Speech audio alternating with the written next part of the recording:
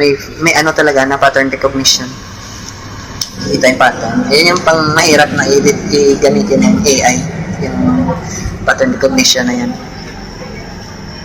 So ngayon, once nakita mo na yung pattern, nakuha mo na. Na ikaw pala nagre-react. Hindi mo tinik yan. Parang, alam mo yung world natin. Pinaproject natin yung good side, pinaproject natin yung galing natin, yung kay Dennis Waitley pa, yung acorn mo sa paa, hindi mo pinapakita. Yung magandang sapatos mo lang yung pinapakita mo. Ganun. Hindi mo nilalabas yung totoong ikaw. Kasi ang hirap ilabas yung totoong ikaw. I-reject ka ng ibang tao. Alam mo yung may mga certain kang do ka sa bahay mo, di ba? Hindi ka naman nagpa-perfume, hindi ka naman hindi ka naglalagay ng deodorant, alam mo, hindi ka naghuhugas. Ang hirap i-accept ng ibang tao. So, paglabas mo ng bahay mo, you have to be presentable. Iba yung personality mo. So, in short, dapat mag-in-accord ka society, di ba? Dalawa yung personality mo, iba sa loob ng bahay, iba sa labas ng bahay. So, ngayon, yung consistency mo sa person, wala na yun.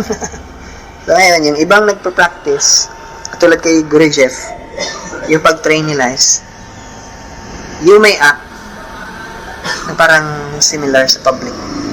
Pero yung self-awareness mo, present yan.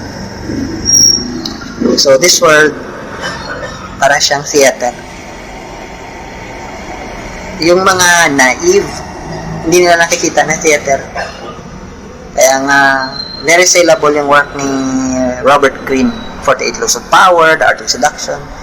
Kasi nire-reveal niya yung pagiging naive minsan ng tao na this world is superficial yan.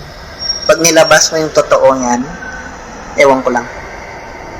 Alam mo yung hindi mo masabi-sabi sa friend mo, yung mabaho yung hininga niya. Dahil friend niya kayo eh. Diba? Alam mo, hindi mo ma-accept na, uy, friend, madumi yung mukha mo. Yung kakakain nyo lang. Friend, yung bibig mo may kanin pa. Hindi mo magawa yan. Kasi friend ka kayo, di ba? Ang hirap.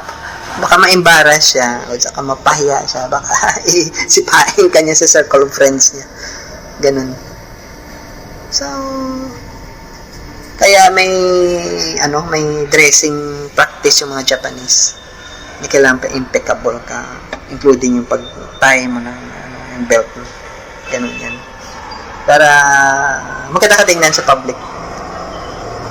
Pero ikaw, self-aware ka, alam mo, it's just a show para sa public. Hindi yun yung substance. Kaya hindi mo sila ma-cheat. Kasi alam nila, it's just a show.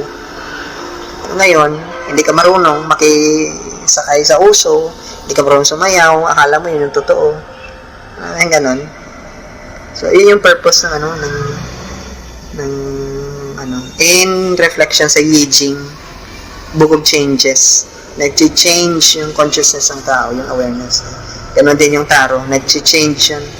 Kung hindi ka aware, kung hindi ka self-aware, kawawa ka, ma-prostrate ka. Pag na-depress ka, baka mag-suicide ka.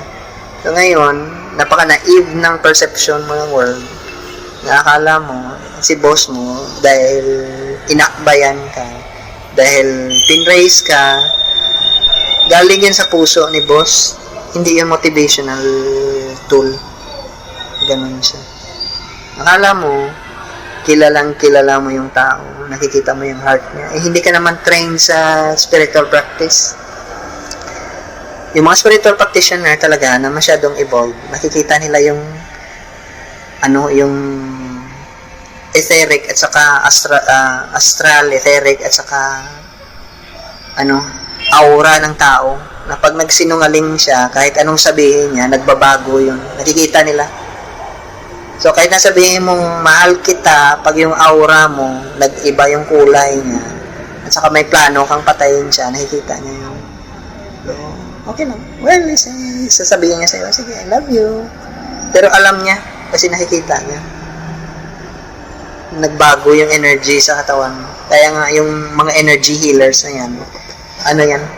Minsan, sa mga medical hospital, tinatawag sila. Kasi nakikita nila, yung makapag-release ng ng energy ng katawan. Kung mag-heal yung tao, hindi. Kung mag-survive ba siya, ikaw hindi ka train. Ano mangyari sa'yo?